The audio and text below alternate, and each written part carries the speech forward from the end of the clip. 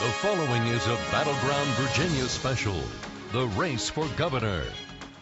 Hello and welcome to Battleground Virginia, the race for governor. I'm Leon Harris. Over the next hour, we'll help you get to know both gubernatorial candidates, Creigh and Bob McDonnell, what they stand for, how they plan to fix some of Virginia's biggest problems like transportation, and what their vision is for the Commonwealth. With the help of Google and YouTube, you sent us the questions most important to you, and we got your answers. But before we get to your questions, we want to show you how the candidates got to where they are today. First up, Republican Bob McDonnell. The Fairfax County native is no stranger to public office or to running against Democrat Creigh. Gail Pennybacher gives us a closer look at Bob McDonnell. Long before Virginia Democrats voted in the primary, Republican Bob McDonnell had a robust statewide campaign to be governor. We knew that he was going to be our candidate long before the Democrats figured out who they were going to run for governor. With a teeming war chest to buy TV time, McDonnell took to the airways with a variety of ads that depicted not just a former state attorney general and legislator, but a family man. Raising 3 daughters, he encouraged us to be independent and to achieve our goals. The strategy to allow Virginia voters to get to know him. Polls over the past 6 months showed it worked. McDonnell's name recognition and favor among prospective voters surpassed his Democratic opponent, Creigh. Everywhere I go, particularly up here in Northern Virginia, I can feel the enthusiasm. McDonnell continues the power of television ads as offense and defense, most recently to counter reports about his 1989 master's thesis on women's issues. Creigh attacks on Bob McDonnell are false, dishonest. McDonnell points to his mother, who worked at Mount Vernon, and his own 3 daughters. The oldest, Janine, served in the Army like her father, to show he supports women's rights. I was a platoon leader in Iraq. Here in voter-rich Northern Virginia, McDonnell supporters say the fact that he was raised here, specifically in Fairfax County, will bode well for him come Election Day. It's very critical to have someone down in Richmond who understands issues that are critical to voters in Northern Virginia. With an emphasis on energy and the economy, McDonnell says every major issue in the Commonwealth is connected to the other: education, jobs, and transportation. Bob McDonnell wants to improve transportation significantly here in Northern Virginia by selling the state liquor stores, especially to come up with creative ways to fund new transportation projects. I'm delighted to say I'm the only candidate that has a transportation plan. As a state where the Republican Party suffered a loss of support over the past 3 years, Bob McDonnell's campaign points to the vast variety of endorsements, from the statewide Fraternal Order of Police and National Rifle Association to BET co-founder Sheila Johnson and the Fairfax County Chamber of Commerce. McDonnell says this underscores his appeal to a broad cross-section of Virginians. Gail Pennybacher, Arlington, Virginia. Bob McDonnell beat out Creigh for Attorney General in 2005. It was a close race, but the Bath County native doesn't want history to repeat itself in this governor's race. Rebecca Cooper now with more on Deeds and his campaign. He began his campaign the underdog in the Democratic primary, but pulled off a big win. Wow. Many Democrats believing the state senator from rural Bath, Virginia, was best positioned to beat Bob McDonnell statewide. There's a very stark choice of whether Virginia continues to move forward in the tradition of Mark Warner and Tim Kaine, or whether we move backwards with the disastrous economic and social agenda of Bob McDonnell and George W. Bush. Once the general election got underway, however, Bob McDonnell held a steady lead. Only in recent weeks has Creigh been gaining. Number one, people are starting to just pay attention. I think people are learning more and more about Bob McDonnell's thesis and his social agenda and his record, and that's giving them great pause. When people start to look at the differences on the issues and the differences on their backgrounds, they're starting to move our way. When the Washington Post uncovered Bob McDonnell's graduate school thesis, the Deeds campaign pounced, saying the 1989 paper and McDonnell's overall record are both too conservative for 2009 Virginia. I didn't write when I was 34 years old that working women were a detriment to the family. I didn't write when I was 34 years old that Roe v. Wade ought to be overturned. I didn't write when I was 34 years old that the state ought to be involved in contraception decisions. Analysts credit the thesis flap with helping Deeds gain momentum, but the Deeds campaign acknowledges there are 3 issues voters care most about in this campaign: jobs, education, and transportation. The candidate frequently likes to tout Mark Warner as the mold he will follow for economic growth, a path he says he also followed in the state Senate. My opponent in his years in the legislature and as Attorney General never wrote a bill to create a job or to expand an educational opportunity. When Deeds unveiled his transportation plan, it was panned by McDonnell while praised by the Washington Post. With only a month to go before Election Day, Deeds campaign advisors say their strategy is simple. Continue trying to increase their lead in areas like the Hampton Roads, Richmond, and here in Northern Virginia, but also try to make inroads in places where Democrats have not typically done as well, like Southwest and rural Virginia. In Arlington, Rebecca Cooper for Battleground Virginia. Next on Battleground Virginia, the race for governor, we talk one-on-one with the candidates. How will they fix the state's budget crisis, transportation problems, and will they raise taxes to do it? Plus, what are the candidates like when they're off the campaign trail? We get some personal questions answered in our speed round. Coming up.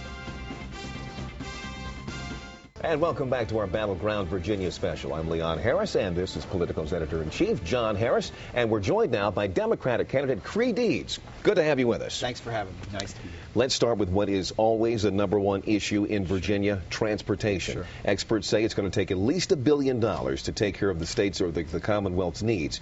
You've said that you would not dip into general funds to accomplish that task. Does that mean, as an average Virginian, I can count on you to raise my taxes? You know, I've got priorities in the general fund. The general fund is what pays in general for things like education, higher education, health care, public safety. I can achieve my priorities without raising general fund taxes. But we have to have an honest and straightforward discussion about transportation. People in Northern Virginia, where we are today, spend an hour and a half more in traffic than anybody else in the state. In Hampton Roads, everything is over or underwater. Think about this. If there's a major hurricane or a 9/11 type strike in Hampton Roads, there are a lot of people that aren't going to get out because we don't have the infrastructure to get them out. We lose economic opportunity in every part of the state every day because we don't have the infrastructure to support it. 4,000 bridges and tunnels are deteriorating. We have to be realistic about transportation. Next year, I'm going to use the only approach to transportation that's worked in the last 30 years, the approach employed by Governor Jerry Blouses when he got a transportation plan passed. I'm going to bring people together from all walks of life, from both parties, to get a transportation plan passed. And that plan, if it does create new revenue from a source that has a nexus to transportation, meaning everything's on the table except taking money out of the general fund. Tell us about your thought process at the debate last month at the Fairfax Chamber. You were pretty fuzzy, and you said you had no plans to raise taxes, but then a couple days later in the Washington Post op-ed, you were, I think, admirably clear by political standards. You say that you would sign a transportation bill that raises taxes. Give us your thought process. How did you go from fuzzy to clear in the space of just a couple of days? And, you know, I could have done so much better at the Fairfax debate. I've been in the legislature 18 years, and it's easy for me to lapse into legislative speak. And what I said then, what I mean today, is I can pay for my general fund priorities without raising taxes. I can pay for my general fund priorities in education and health care and public safety by making efficiencies in other parts of the budget. But when it comes to transportation, we have to have an open discussion. Very much a clear connection between transportation and economic development. Absolutely. And the Democrats who've been successful in Virginia, including Mark Warner, who's backing you, have done so because they've been seen as pro-business Democrats. But your opponent has been endorsed by many of the leading business groups in the state. You've not done as well as some of these other Democrats with these key groups. Why not? Why not more support from them? You know, I'm proud of every speck of support I've got from business people and from working people. And I will tell you, in this race, I'm the only one who's been part of the tradition that's made Virginia the best state for business in the country. Think back to 2000, and I'm proud, you know, while my opponent can tout some of his business endorsements, I'm proud to have the support of a former Republican governor, Linwood Holton, and from 8 Republican former members of the legislature that worked with both my opponent and me in the legislature. They know how we operate. But there's one particular former Democratic governor whose support you couldn't get, Doug Wilder. Yes. As a matter of fact, he turned you down. BET co-founder Sheila Johnson, also who's normally been a big Democratic donor, this time she's endorsing your opponent. Why is it that you're having such a hard time reaching out to African-American prominent leaders? And is that a signal as to the difficulty you're going to have in reaching African-American voters who you need to win? I need to do very well in African-American votes, among African-American voters. And I will tell you that more than any one endorsement, I'm reaching out to communities, and I'm proud of the support I've got in the African-American community. I'm proud to have the support of Congressman Bobby Scott. I'm proud to have the support of the President of the United States, whom I've campaigned with and whom I expect to campaign with before November 3rd. I'm proud to have the support of the Legislative Black Caucus in Virginia. I'm proud to have the support of African-American mayors across the Commonwealth. Changing gears here now. for the past month or so. The one thing that we have heard the most coming from your campaign has been that issue of your opponent's 20-year-old thesis. Right. And that's actually turned off a lot of people that we've talked to. And I'm wondering if that's the way you had intended to run this campaign. Is that something that you had intended to do? You know, we've run a positive campaign. On the day I said I was going to run for this office, on the night that I won my party's nomination, I said that I'm running for governor to create opportunity, prosperity, and hope in every part of Virginia. I've laid out a number of specific plans about how I'm going to accomplish that. The thesis is relevant in this race because it puts Mr. McDonnell's record in context. It explains why in his legislative career he never wrote a bill to create a job. He never wrote a bill to expand an educational opportunity. It explains why he introduced 35 bills to restrict a woman's right to choose. It explains why he voted against equal pay as recently as 2001, why he voted against tougher child care regulations, why he voted to deny even married adults access to birth control. But shouldn't Virginians be hearing more about what your vision is as opposed to what he wrote 20 years ago? And Leon, I invite you to come on the road with me because that's what they hear every day when I'm out there stumping the state. And frankly, our advertising strategy has kind of a mixture of comparative ads that do contrast our records because I think the records are relevant. It's easy for each of us to say what we will do as governor. It's important for us to say that. But a better indicator of the sort of governor we'd be is to look at our records. And that's what I'm suggesting with those ads. But I'm also advertising, I'm talking about my positive vision for Virginia future. He wouldn't be ahead in the polls if he didn't have some independent and moderate voters backing him. And in interviews and on the campaign, he comes across as a fairly reasonable and moderate guy. Has it been frustrating to you and your campaign that you haven't been able to sort of drive this message of that he's an extremist, to drive it home? Well, if this election is about who's the smoothest candidate, who can be the slickest communicator, I'm not going to win. I came out of the primary. A lot of people didn't expect me to win. I had to spend a couple of months hunkered down raising money. Bob could take his built-up fundraising advantage to run soft and fuzzy ads and to build up a lead over me. We've closed the gap over the last 10 points or 10 points or more over the past 40 days. And we're right in a position where we need to be in this campaign. You know, you declined in a recent debate to call yourself an Obama Democrat. Where do you see a distinction between yourself and Mr. Obama? Is there what issue do you not see eye to eye with him on? You know, I'm proud of the president. I worked very hard for his election last year. I want him to be successful, and frankly, I don't think he's getting enough credit right now for lots of good signs that are emerging in the economy. And where, you know, I agree with the president, it's just unreasonable to expect two people to agree 100% of the time. I agree with the president that we've got to bring down the cost of health care and get more people covered. I don't agree with him on cap and trade. I don't agree with him on some issues, but I agree with him on the majority of issues. Typically in Virginia, it's run against the cycle. If it's a president of one party, it's hard for a gubernatorial candidate of the other party to do well, and that's precisely the situation you're in now. How much does the national climate, with, let's face it, a lot of moderate and conservative-leaning voters, uncomfortable with what they see as a big government agenda in Washington, how much is that framing the climate in Virginia for you? Well, frankly, a lot of what's going on in Washington has made it very tough, and we had a very tough August because people were just uncomfortable with the spending. They were uncomfortable with a lot of the noise that was coming out of Washington, D.C. But we're reframing this debate on Virginia, and I'm confident that if we can successfully do that, and I think we can, we're going to win this election. And does that reframing mean drawing a contrast between Virginia Democrats and national Democrats? What that reframing means, as I'm going to lay out my message, I'm going to communicate my message of a positive future for the Commonwealth of Virginia and what I can do as governor, how I'm going to create opportunity in every corner of the Commonwealth, and I'm going to draw a contrast between my record and my opponent's record. I'm proud of my record. You know, if we watch this race from afar, it looks like you're campaigning as if you're sitting on a lead. You've been very cautious about engaging in debates with Bob McDonnell. He has agreed to do a number of them. As a matter of fact, we thought we had an agreement to do one. Take a look at this. Senator Deeds, we really appreciate it. We're hoping that if you get that rematch against Bob McDonnell that you're hoping for, that you might join us, WJLA, Politico, also Google, YouTube, for a fall debate against McDonnell. Your two other Democrats they'd like to be there if they get the chance. We're hoping that you could also join us. I'm itching for the opportunity. I'm itching for the opportunity. Be glad to. And so we were looking forward to seeing just that right here on this set, as a matter of fact. But you've been very cautious about debating with Bob McDonnell. Why? I disagree that I've been cautious. You know, I don't have anything to do with the scheduling. I'd love to have done a debate on this in this format. You're the guy on the ticket. You can't control the schedule at all? So many requests for things come in every single day that I do not control the schedule at all. Anybody who knows me knows that, and watched me during the primary, knows that the debates were a significant part of why I was able to emerge from that field. We agreed to more debates in this campaign, this fall campaign, that Tim Kaine and Jerry Kilgore had 3 years ago. We have debates or forums just about every week in this campaign.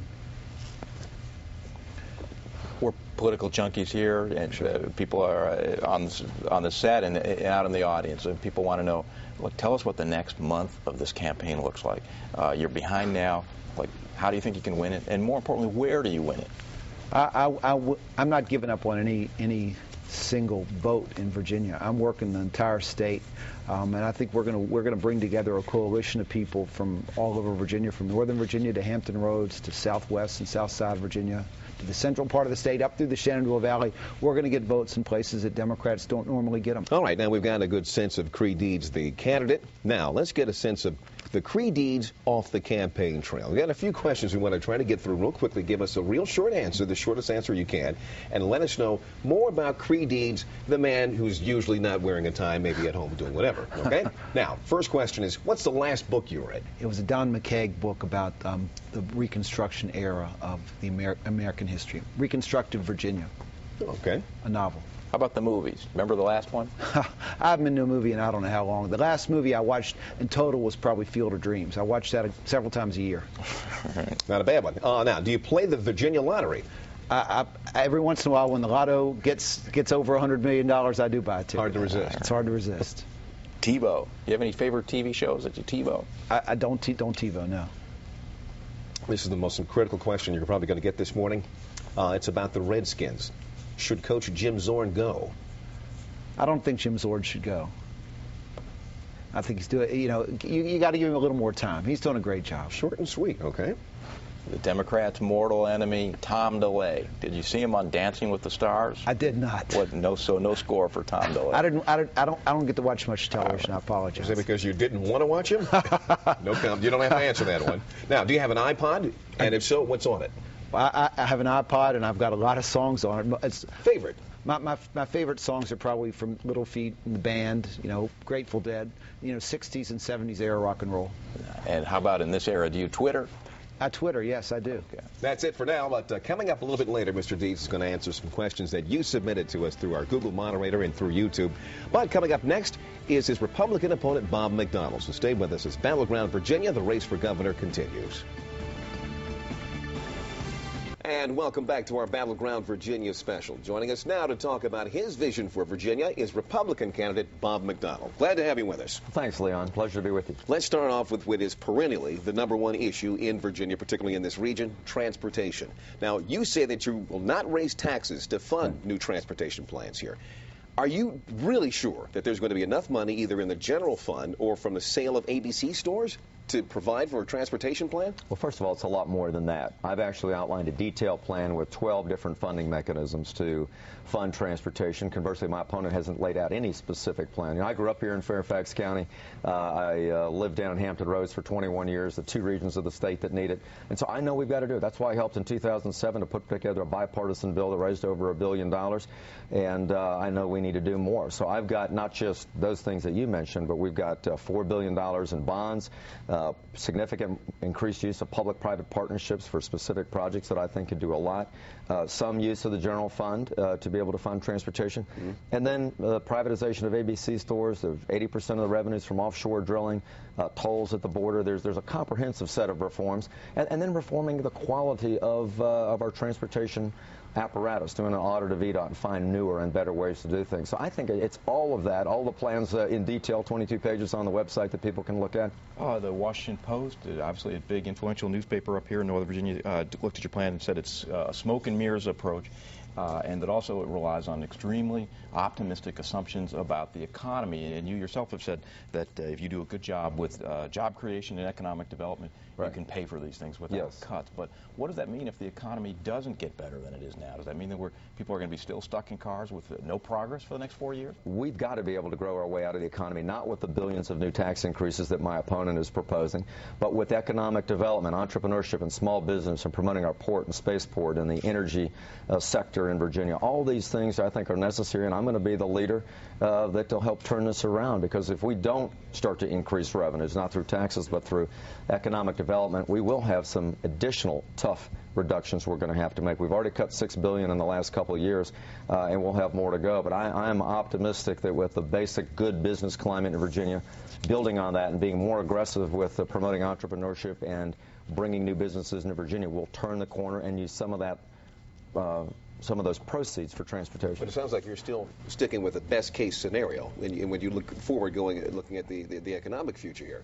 Is that the thing to do in this climate? We've seen the numbers lately, and it shows that overall employment's not nearly as strong as it should be at this particular point. People are really hurting for all the reasons that we've just mentioned or that are well known. Businesses are making cutbacks, families are having to redo their budgets, and the last thing they tell me they want is another $1 billion or more in tax increases. So I think the responsible thing to do, particularly in a bad economic time, is not to raise taxes, but to find a creative set of funding mechanisms you can put together that with strong leadership you can get past, and to try to address transportation. And part of it involves, for instance, having some of the sales tax revenue that's raised in Northern Virginia, kept in Northern Virginia, a bond package that specifically addresses congested regions of the state, Hampton Roads in Northern Virginia. It's a way of working around this transportation funding formula that really hurts Northern Virginia, that you don't get your share up here, where it's a donor region to the state. I hear that all the time. All the revenues coming from here and not coming back from Richmond. Yet this is where 42% of the tax revenues come from. Northern Virginia,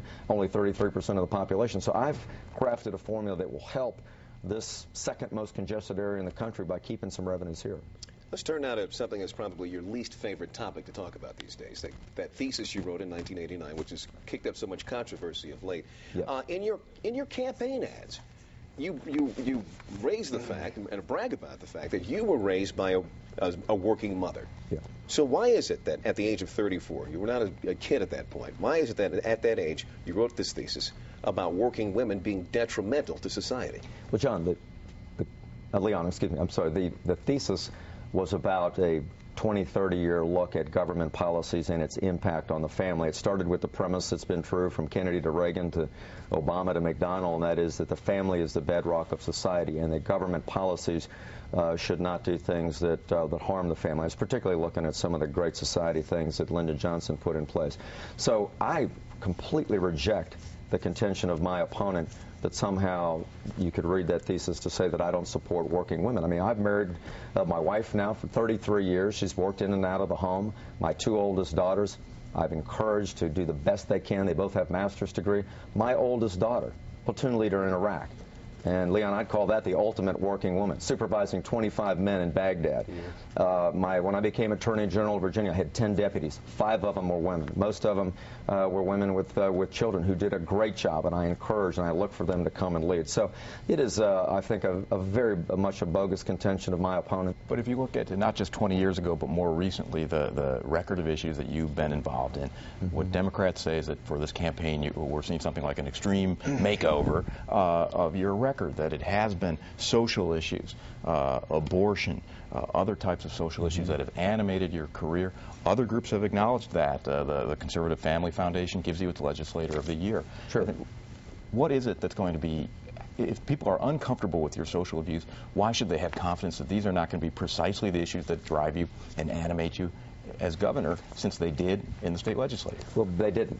And that's what's false about it. This is a common attack that Democrats have levied against me, and frankly a lot of Republicans for a long time. 2% of the bills that I supported in the General Assembly, or patroned in the General Assembly, had to do with abortion. 8 out of 386, and guess what? 5 of them were the same.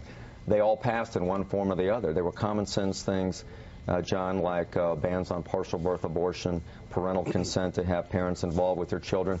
My opponent's the one that's outside of the mainstream on those. He voted against all those things that had overwhelming bipartisan support. But I mean, people know that I'm pro-life, I'm pro-family, and that shouldn't be any surprise to anybody. But I have led, and what I'm campaigning on during this campaign on is on jobs and the economy and roads and bridges and energy and the things that people care about. So it's my opponent that's talking about the social issues, despite him saying in the debate that he would not. He's talking about it. I'm focused on quality of life issues that people are concerned about right now. Mr. McDonnell, can we talk about your party, the Republican Party? Sure. Historically, politics in Virginia, the Old Dominion, has been very civil. Yes. Nationally, we've seen politics become less civil, and we've got the President of the United States being heckled by a member of your own party in a speech to Congress. We've got conservative activists shouting down speakers, becoming rowdy at these town meetings over the summer. Do you think your party has gone somewhat off the rails in terms of this issue of civility in the Obama presidency? Well, listen, to say that, John, that it's only conservative activists that have maybe crossed the threshold on civility is just not accurate. I mean, there are people on both sides of the political spectrum that feel very deeply about their views and probably routinely cross the line. I've tried to govern myself for 18 years and has spoken out about the importance of civility. I think some of the things that have happened, both with the decorum at town hall meetings as well as outbursts calling the president certain names, I think is inappropriate. Well, allow me to give you an opportunity to demonstrate some civility. You mentioned that you have had some positive impressions of President Obama. Yes. 9 months into his term right now, what has most impressed you about him? Well, I think he's an extraordinarily gifted speaker. He's extraordinarily persuasive. I think he exhibited that certainly during the course of the campaign. And he has been reasonably unflappable. He's got certain goals that he said he wanted to accomplish.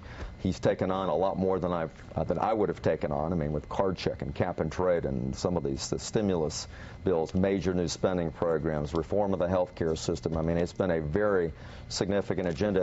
And I said, I think he's absolutely right on the approach that he's taking on education, as opposed to the No Child Left Behind program that foists a lot of unfunded mandates on the localities. What the president is saying is, look, I think we need more merit pay and more charter schools. He sent Secretary Duncan out to promote the Race to the Top program, going right to the heart of the National Teachers Union and giving them some really tough message and saying, look, you guys got to get with the program on education reform because we've got young people that are not learning in our public schools, and that's a disgrace. I think he's absolutely right.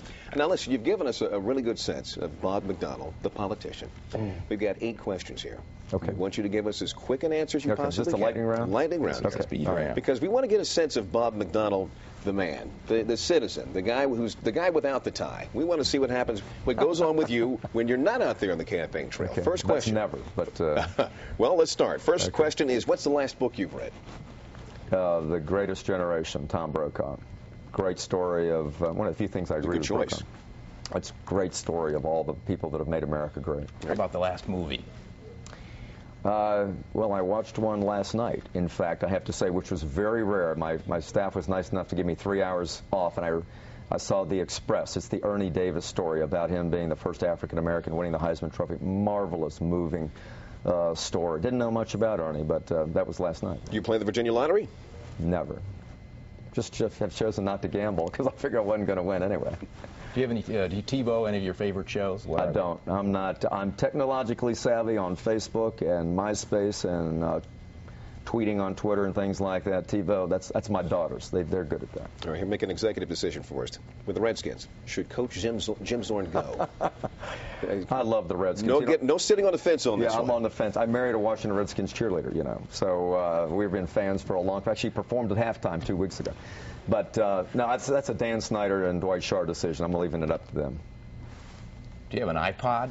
And if so, what's on it? I don't, but I got a lot of great CDs that I either buy or my kids have taped for me. A lot of stuff from the 70s and 80s. I'm sort of stuck in that generation. I love that music. Did you watch Tom DeLay on Dancing with the Stars? I did not. Smart guy. I just don't have time to watch TV, honestly. I've been on the road. I've been in an RV for 40 days, pretty much, so none of that. All right. Final question. Do you Twitter? Is the right way to say it? Tweet on Twitter. Do you tweet on Twitter? Yes. Now I have had a little bit of a tutorial and a little bit of help on that, but we're doing some of that from the road. We're really good on Facebook. We're up to 21,000 people. I actually hired Barack Obama's company. He did such a rock star job last year. We hired the company that did his work, so they're working for McDonnell now. So I know greatness when I see it. We'll see how that works out for you. Yeah, that's right. All right. All right, folks, we're not done with the candidates just yet. Coming up next, they're going to answer your YouTube and text questions on everything from transportation and education to making Virginia greener. So stay with us. Lots more to come. Welcome back to Battleground Virginia, the race for governor. I'm Leon Harris here with Politico Editor-in-Chief John Harris. Now, through Google and YouTube, you sent us video and text questions, so now it's time to get to the answers to your questions. Our first video is a question from Martin in Arlington. Let's take a look. I'd like to know what your ideas are for making Virginia greener. Well, thanks, Martin. That's a very important question. I've done a couple things in our platform. One, I want to make all of Virginia a green tax-free job zone. Governor Pawlenty did it in Minnesota, and what that does is provide a $500 tax credit for every green job, wind, solar, biomass, that's creates that $500 tax credit. And if it's in an enterprise zone, places where we need economic development, it would be a $1,000 tax credit. The other thing I want to do is, in addition to the traditional energy sources of coal and natural gas and nuclear offshore, I think it's important that we begin to find ways to make the alternative energies like wind, solar, and biomass more commercially practicable. Only 3% of all the energy right now is green, and most of it's because the technology is not quite there yet. So I've said that 20% of all the revenues from offshore drilling, and we're supposed to be first in 2011 to sell that lease offshore, use 20% of the revenues, 80% for transportation, 20% for green energy. I want to make efficiency a priority, and I also want to make Virginia a leader in the development of alternative and renewable energies, and I've got very specific ideas for that. Legislatively, we can incentivize the creation of a green energy industry by taking the sales tax off alternative energy devices, by giving people tax credits for the installation of certain alternative energy devices, by including alternative energy, low carbon, no carbon emitting manufacturers, by giving them grants to incentivize them to come to Virginia. That's part one. Part two, I've got a specific proposal to create biosolids plants, biofuel plants in Southeast Virginia using algae technology, South Virginia using switchgrass technology, and in the valley using poultry litter technology that's available right now to turn those biosolids into green energy. The third idea is a little bit broader, and that's the whole notion built on North Carolina's success with the Research Triangle. I think we can take our 15 four-year schools and coordinate. We need to have a strategy. I do have a strategy for bringing alternative energy research to Virginia and developing essentially an energy-based research triangle in Virginia. Here's one that hits home for a lot of people. Will you reopen the rest stops being closed by NEDA? Absolutely. I wrote Governor Kaine a letter and said, Governor, here's 4 things you can do right now. Use inmate labor. Use businesses for an Adopt a Rest Stop program. Go tell your secretary to vote differently and break the tie and open them right now. Go cut a better deal with the private sector. 4 things you can do. What I've said is I'll reopen them in 90 days, and not unusually, my opponent said, well, I'll do it in 60. We seem to have a lot of that in this phrase. Within the first 2 months I'm governor, within the first 60 days, we're going to reopen the rest stops. I mean, it's a larger discussion that we need to have, but frankly, it was just it's a bad perception for Virginia. It says we're not open for business. Across the street over there, you're going to see some men who hang here every day looking for jobs in a very archaic way where contractors come in and they exploit them, I believe, probably by paying them under the table, so we are deprived of Social Security dollars and other tax dollars. And my question to the candidates is this: what can you do as governor to give local authorities the power to combat illegal immigration? Councilman Reed brings up the issue of 287G, which is authority for state or local officials to be able to police the illegal immigration problem, dealing particularly with criminal illegal aliens, and I support that. I asked Governor Kaine for a year and a half to allow the state police to be trained by ICE to do the enforcement. He refused to do it. A lot of folks like in Herndon and Rockingham and Harrisonburg and Prince William and others have taken that authority and have local local enforcement authority, and I support them in doing that, and I think our state officials, properly trained, could help ICE do that. The problem the councilman addresses is a very serious problem, but it's one that needs to be dealt with at the federal issue. I've never met a chief of police or sheriff who thought they had enough money or enough jail space to do the things they have to do. Should they do what the federal government has failed to do? You know, I don't think so. I don't think Virginia's employers ought to be federal agents, and I don't think the state or the local government should have to take on the responsibility that the federal government's failed to address. The next question is from Nate in Hampton Roads, who writes here, there are currently more than 1 million Virginians under the age of 65 without access to health insurance. Clearly, this is unacceptable, both from a financial and moral standpoint. How do you, in detail, plan to fix this? First, we've got to make it a lot easier for small business employers to be able to provide insurance for their employees. A lot of them are making the choice not to do it because it's so expensive. We've got to be able to have better group insurance. We've got to have the federal government change that prohibition against buying insurance policies across state lines. Secondly, individual medical savings accounts for healthy families that want to save tax-free.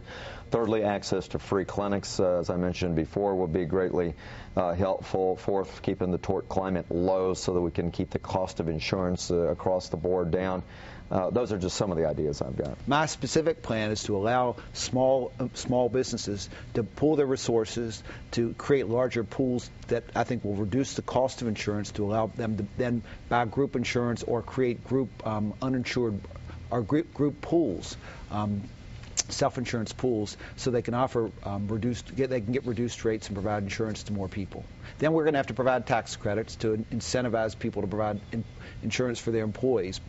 But I think we can do that. I'm Ken Murphy. I live in McLean, and I'd like to know how we're going to pay for transportation that needs to be fixed around here.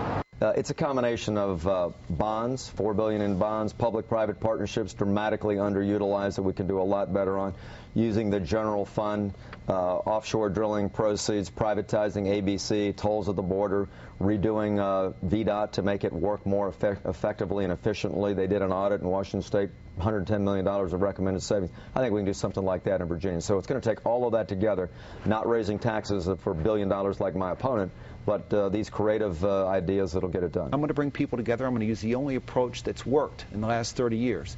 Every year, every time since Jerry Blouse was governor that a governor has attempted to fix transportation, it's failed. This approach will work. I'll bring all people from all over the state together to deal with transportation, to develop support for the plan to finance transportation. And next year, we're going to get a plan passed that's bipartisan. If it has bipartisan support, if it raises money for transportation in a way that has a nexus to transportation, that doesn't affect the general fund, that doesn't cut funding for education, I'm going to sign that bill. This is from a voter. Chris in Alexandria asks both candidates, as a homosexual, why am I currently not allowed the same benefits of marriage as a heterosexual in the state of Virginia? In other words, why should my orientation make me an inferior person? Well, I understand Chris's question. I just believe that throughout our history as a nation, we've been a nation that believes that marriage is between one man and one woman. I believe that to be true, but that I don't think in any way undermines any other of the normal civil rights that Chris or anyone that has a different orientation might be able to enjoy in the society. I've always opposed discrimination. For me, though, marriage is between one man and one woman. The law of Virginia said that before the Constitution was amended, but that's, marriage is between one man and one woman. I was just wondering when you're going to get rid of the personal property tax. Well, we've been trying for 10 years now. It's about 67% gone. The car tax, I think she's referring to, there was a plan to phase it out over 5 years. I supported that plan. In the wake of the tough budget after 9/11, a lot of things got changed. It's now capped at about $950 million of total relief to the localities. Obviously, in a downturn in the economy like we have right now, we're not going to be able to finish that phase out, but it's a promise I think most people believed it was going to happen 10 years ago, and as the economy returns, we ought to be looking for what can we do in any number of areas to reduce the tax burden on our citizens. That was a promise made by Jim Gilmore in 1997. It was a promise at the time. I think he said that it would cost no more than about $700 million. We capped it at about $1 billion a year, and that is a deteriorating amount of the personal property tax every year. I don't think we are going to be able to fulfill the governor's old promise anytime soon, but frankly, what that question points out is our need to continue to look for ways to make sure that our modern tax structure fits our modern society. And I don't think that our reliance on the personal property tax accurately reflects our wealth or is a modern vehicle for collection of money. We have to have a better way of making sure we pay for the services that they have to be paid for. All right, we have to pay for our services here, so we have to take a break again, but we're going to come back with more of your YouTube and text questions for Virginia's gubernatorial candidate, so stay with us. Don't go away.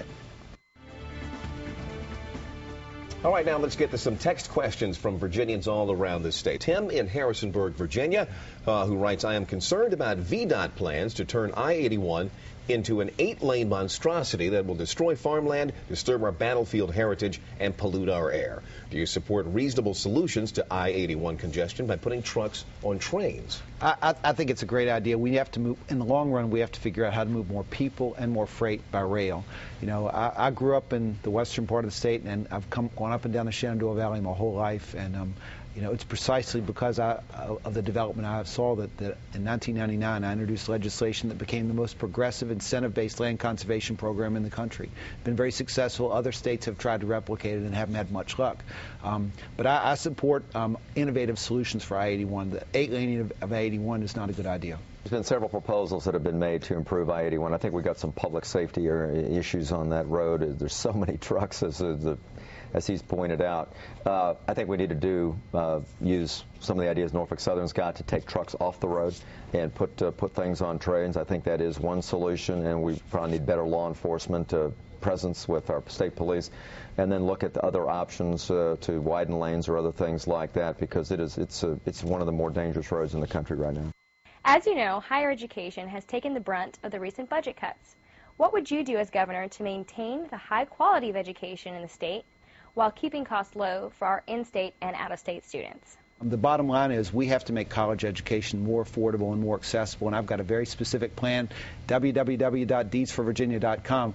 5 ideas to make college education more affordable. 1, the Virginia Ford Scholarship. If you graduate from Virginia High School with a B average and you commit to 2 years of public service, after you graduate, we're going to pay half your tuition. 2, we're going to put $40 million a year into needs-based financial aid. 3, we're going to guarantee student loans of up to $15,000 a year. 4, we're going to increase the size of tuition assistance grants for students going to private schools. And 5, we're going to create a tuition stabilization fund with surplus money. I think we've got to do a couple things. 1, we've underfunded the operations side of higher education. We've done a good job on the capital side with bond packages for buildings, but the operations side dramatically underfunded. I have outlined a detailed plan to create 100,000 new degrees by the year 2025. That's 1,000 new degrees a year for community colleges and our 4-year universities, and then focus our workforce development programs around our community colleges. All the business people agree with that. Secondly, we need to be able to put some additional funding into the operations part of higher ed, because here's what's happened, and her question is exactly right. A lot of our college boards, have increased the number of out-of-state students because they pay 3 times as much in tuition, and they've increased the tuition, doubled the tuition on working parents and kids in Virginia because the state's not doing its part. So I think we've got to be able to reverse that and up the operational investment in higher ed. As a small businessman, if there's anything that either of the candidates plan on doing in assisting small businesses as far as lending to small businesses is pretty much non-existent right now, or any other type of support. I will tell you that what he's talking about is a very critical need. Capitalization for small businesses, particularly for startups, is a huge issue. North Carolina, a number of years ago, laid out or created a rural economic development fund that serves as kind of a lending authority for rural small businesses. I want to try to model that, but we've got to do one in urban areas as well. Capitalization for women and minority-owned businesses in particular is a problem, and we've got to take a look at the bonding requirements. We've got to take a look at other ways to capitalize those businesses. I've recommended a couple things: tax and regulatory incentives, turning faster permitting, 48-hour turnaround time on all permits, one-stop permitting. We need to make it not a hassle to get into business, but to make it easier. And then once people get into business, I think we need to look at access to capital. That's the biggest problem, and I've been supportive of the SWAM program, small women and minority businesses, more state contracting, and finding new ways to get small business people involved with procurement opportunities in Virginia. With unemployment rates so high, what will you do to correct that if you became governor? The first job of the next governor is going to be to restore confidence in the economy, and I've laid out very specific plans for increasing economic activity, from awarding a tax credit for every single job created. 75 or more percent of the jobs we create in Virginia come from small business. 94% of our employers have fewer than 50 employees. I've got a plan to award a tax credit for every job created, to streamline the process so it's easier to go into business, to cut red tape in the permitting process so it's easier to do business. And I think, frankly, this transportation solution is going to be the quickest way for us to put people back to work in Virginia. 6.7% unacceptable in Virginia. It's the highest in decades. It's small business development. Much more incentives with the Governor's Opportunity Fund to recruit big businesses here. I want the next Hilton or Altria or Rolls-Royce to come to Virginia, and I'm going to be traveling the country, finding new places to bring here. Energy industry, it should be the energy capital of the East Coast, having a better tax and regulatory burden to allow businesses to grow and thrive. That's what we need to get this unemployment rate down. Someone who calls themselves College Kid's Mom from Harrisonburg. As a bipartisan family, father's a Republican and mom's a Democrat, we have a child in college who is a new registered voter.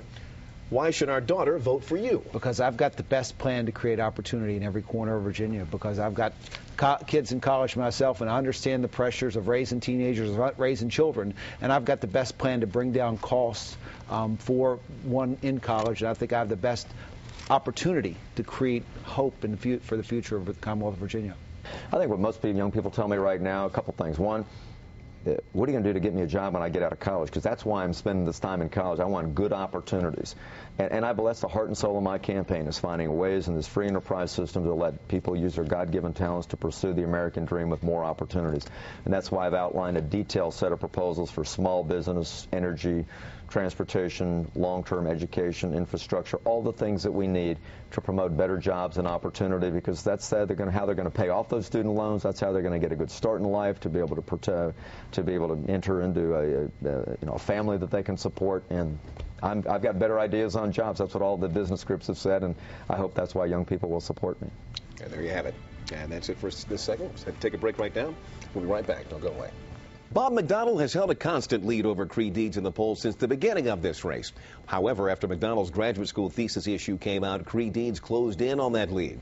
But according to our exclusive Survey USA poll, that gap is widening once again. Of the 1,000 Virginians surveyed, 54% said if the race were held today, they would vote for McDonnell, compared to 43% for Deeds and 4% undecided. According to that poll, Deeds is gaining ground, though, with women and voters aged 50 to 64. If you want to know more about the candidates or want to watch part of our interviews once again, you can go to any of these websites, WJLA.com, News8.net, Politico.com, or WSET.com. Well, we hope we've helped you to get to know the candidates better, what they stand for, and their plans for Virginia. On November 3rd, it'll be your chance to choose whether Bob McDonnell or Creigh Deeds should be the next governor of Virginia. I'm Leon Harris. Thanks for watching.